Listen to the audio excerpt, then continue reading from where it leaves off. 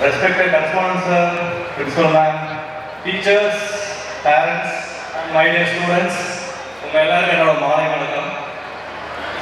Guess பண்ணுங்க என்னோட சொந்த ஊர் எது? உங்களால இதை கெஸ் பண்ண முடியுதா?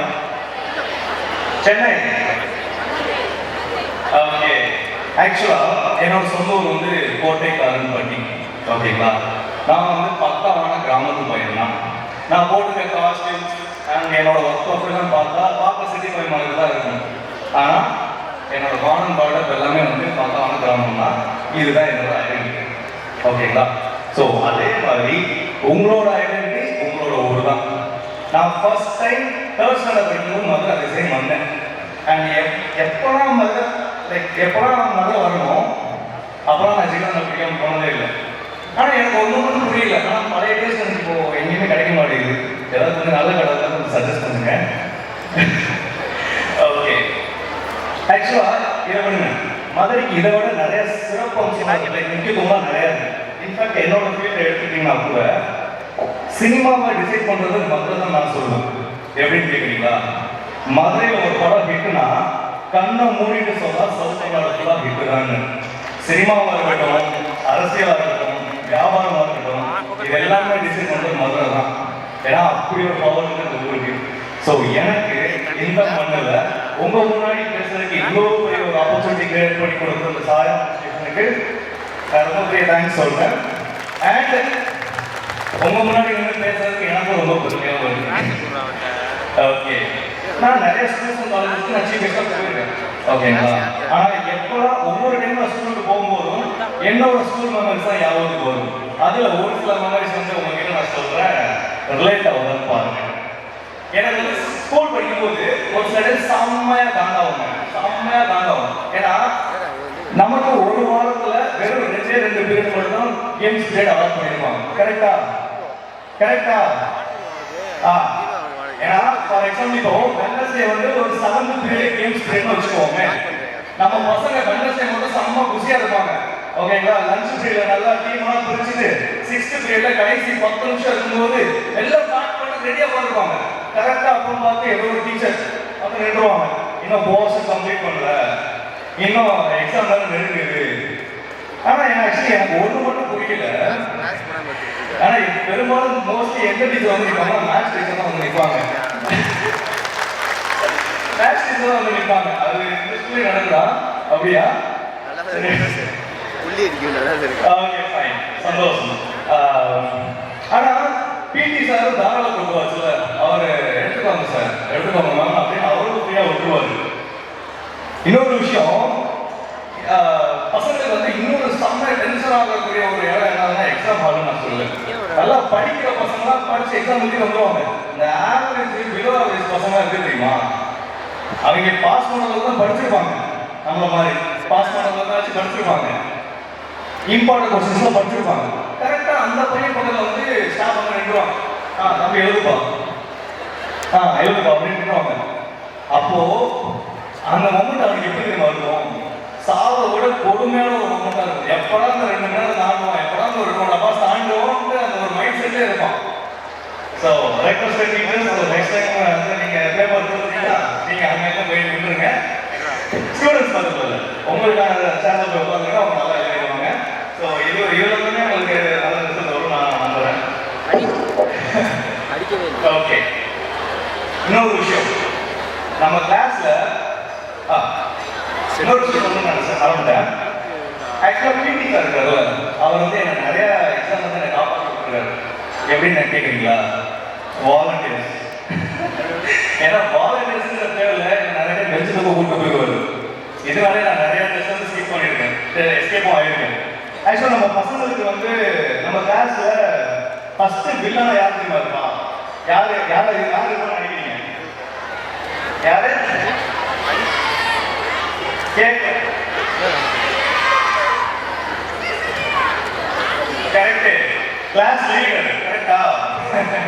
கிளாஸ் லீடர் தான் ஃபர்ஸ்ட் வில்லனா இருப்பான். ஏன்னா அவனை நல்லவனா படிக்கிறதுக்காக நம்ம பேர் ஃபர்ஸ்ட் போர்டில் எழுதுவான். நல்லா படிக்கிறவங்க தான் கிளாஸ் லீடர் போடுவாங்க. இப்போ என் பேர் போர்டில் வச்சுன்னா டிஃபால்ட்டாக என் ஃப்ரெண்டு பேரும் போர்டில் இருக்கும். நான் என்ன கிளாஸ் வெளியே நிற்க வச்சான்னு வச்சுக்கோங்களேன், அவனும் வந்து நிற்பான். என்ன நீளம் போட வச்சா அவனும் நீளம் போடுவான். ஏன்னா அதுக்கு காரணம் அவனா தான் இருப்பான். கரெக்டா? இதுல இன்னொரு விஷயம் என்னன்னா, கிளாஸ் லீடருக்கு மட்டும் நம்ம பிடிக்காம மட்டும் போயிடுச்சு, அவனோட மொத்த வன்மத்தை நம்ம மேல தான் காட்டுவான். கரெக்டா? நீங்க ஆக்சுவலா இன்னொரு முக்கியமான விஷயம் தெரிஞ்சுக்கணும். நீங்க உங்களோட கேர்ள் ஃப்ரெண்டோ இல்ல பாய் ஃப்ரெண்டோ சூஸ் பண்றதை விட, எப்படி நீங்க உங்க கேர்ள் ஃப்ரெண்டோ இல்ல பாய் ஃப்ரெண்டோ சூஸ் பண்றதை விட நல்ல நண்பர்களை சூஸ் பண்றதா நீங்க முக்கியத்துவம் காட்டணும். ஓகேங்களா? ஏன்னா நண்பனுக்கு எதிரிக்கு ரொம்ப பெரிய வித்தியாசமா இல்லை. நண்பனுக்கு எதிரிக்கு ரொம்ப பெரிய வித்தியாசமா இல்லை. ரெண்டு பேருமே கூடவே இருப்பாங்க, ஒன்னா படிச்சிருப்பாங்க, ஒன்னா விளையாடுவாங்க, ஒன்னா ஊர் கூட சுத்துவாங்க. ஓகேங்களா? இதுல நல்ல நண்பன் யாரு தெரியுமா? நம்மளோட கஷ்ட காலத்துல நம்ம கஷ்டத்தை வந்து அவன் கஷ்டமா நினைச்சு நம்ம கூட நிற்பான். ஃபர்ஸ்ட். ரெண்டாவது, அவன் மனசுல எதையுமே வச்சுக்க மாட்டான். உள்ளுக்கு ஒண்ணு வச்சு வெளியே ஒண்ணு பேச மாட்டான். அவன் நமக்காக உண்மையாவும் இருப்பான், வெளியே லைக் மனசு படம் அப்படியே ஓப்பனா நம்ம கிட்ட பழிச்சு விட்டுருவான். இது வந்து நல்ல நண்பன். ஆனா எதிரி அப்படி கிடையாது. அதான் புரிஞ்சுக்கோங்க. எதிரி வந்து அப்படி கிடையாது. நம்ம சொல்றது எல்லாத்தையுமே கேட்டுப்பான், வெளியிலேயே சொல்லுவான். அவன் எப்ப சொல்லுவான் நமக்கும் தெரியாது, அவனுக்கும் தெரியாது. அவனை நம்பி சொன்ன ஒரு விஷயத்த வெளியே சொன்னதுக்கு அப்புறம் அது நமக்கு தெரிய வந்ததுக்கு அப்புறம் அவனை போய் கேட்போம்ல, ஏன்னா உன்னை நம்பி தானே சொன்னேன், ஏன்னா நீ போய் வெளியே போய் சொல்ற அப்படின்னு சொல்லி கேட்ட அந்த செகண்ட்ல இருந்து அவனுக்கு நம்ம பரம எதிரியா மாறிடுவோம். ஓகேங்களா? இவ்வளவுதான் நல்ல நண்பனுக்கும் எதிர்க்கும் ஒரு வித்தியாசம். நீங்க எவ்வளவுதான் நல்லவனா இருந்தாலும் இல்ல எவ்வளவுதான் நியாயமா இருந்தாலும் உன்னை பிடிக்கலன்னு சொல்றதுக்கு ஒரு கூட்டம் கண்டிப்பா இருக்கும். ஓகேங்களா?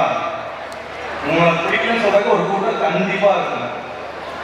உங்க முகத்துக்கு நல்லா சிரிச்சு பேசிட்டு நீங்க நல்லா 4 அடி தாண்டி போனதும் உங்க பின்னாடி கேவலமா தான் பேசுவாங்க. அப்படி கேவலமா பேசுறதுனால அவனுக்கு ஒரு ஹாப்பினஸோ இல்ல அவனால ஒரு ஸ்ட்ரெஸ் குறையுது அப்படின்னா இருந்து போட்டுமே. அவன் ஏன் தெரியும் உங்க முகத்துக்கு முன்னாடி பேச மாட்டேங்கான்? ஏன்னா அவனுக்கு உங்க மேல இருக்க பயம், அந்த பயம் அப்படியே இருக்கட்டும். கொசு கடிக்கிறது சிங்கம் அதுக்கு சண்டைக்கு போகுமா? போகாதுல்ல. உதவிட்டு போயிட்டே இருக்கணும்ல. ஸோ எதிரில் இருக்கவங்க எதிரி, பின்னாடி இருக்கவங்க பின்னாடி பேசிட்டு மட்டும்தான் இருப்பான்.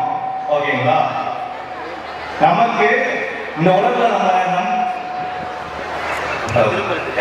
இந்த உலகத்துல நம்மளை நம்பாம இருக்காங்கன்னு வச்சுக்கோங்களேன்.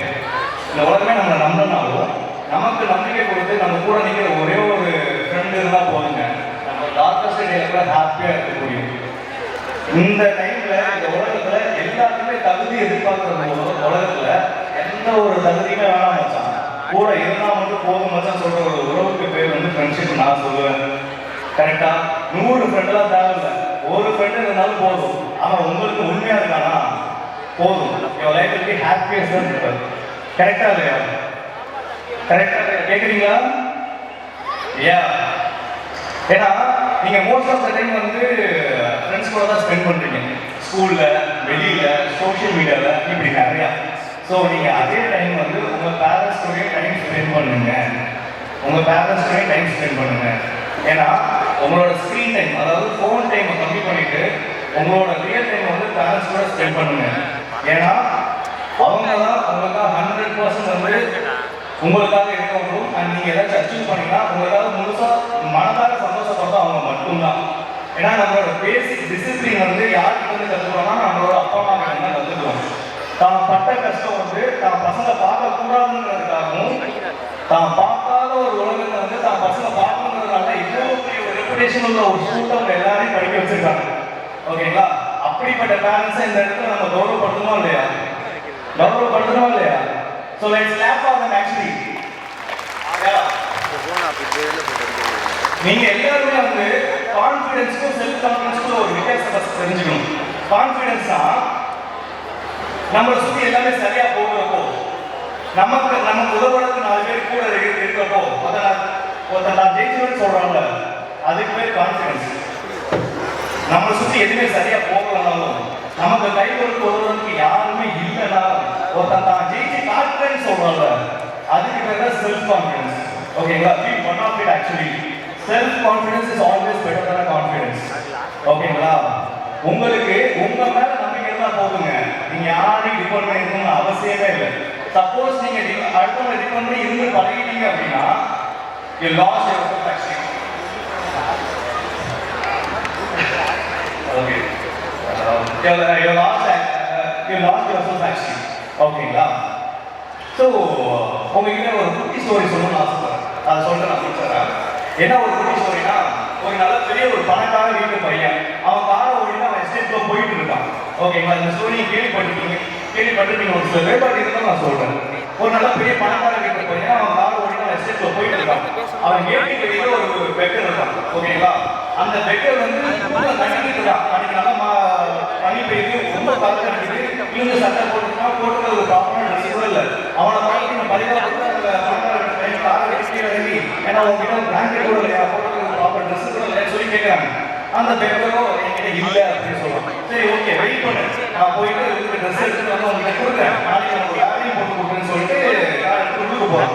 வீட்டுக்கு சந்தோஷப்படுறான். ஆல்ரெடி எனக்கு இருக்க ஒர்க் ஸ்ட்ரெஸ் இருக்கு, ஃபேமிலி ஸ்ட்ரெஸ் இருக்கு, இதெல்லாம் பற்றி பேசிட்டு நைட்டு டின்னர் சாப்பிட்டு தூங்கிடலாம். வெளியில் அவனுக்கு பண்ணி கொடுத்த ப்ராமிஸ் மறந்துட்டு தூங்கிடலாம். அவனுக்கு திடீர்னு ஞாபகத்துக்கு வருது. ஓகேங்களா? ஐயோ, நைட்டு ஒரு promise பண்ணோமே.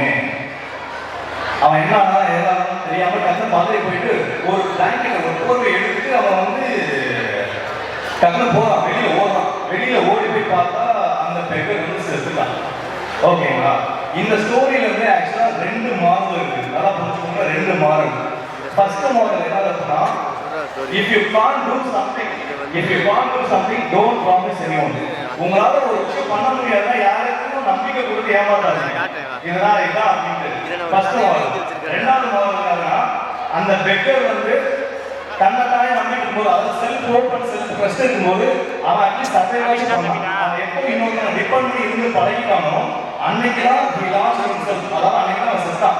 So don't let anyone to come into your life.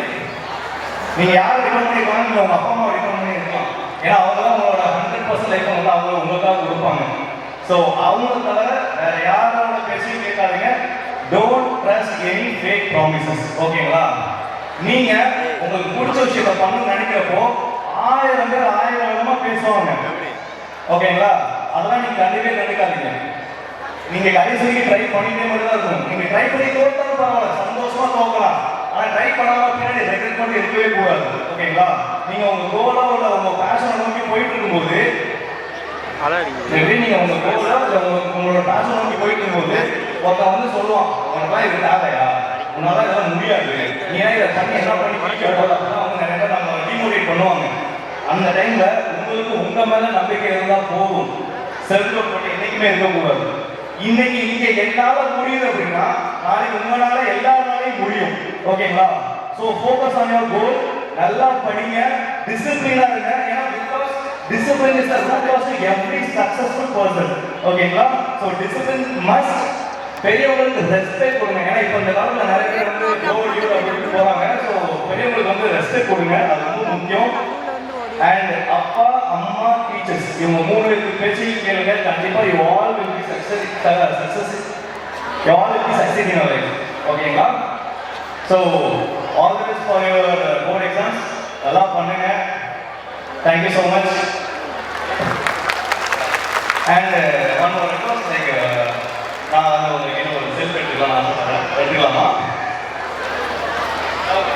So எல்லாருக்கும் என்னோட ஸ்பீச் பிடிச்சிருந்தா எல்லாருக்கும் ஓகேவா? Okay, thank you.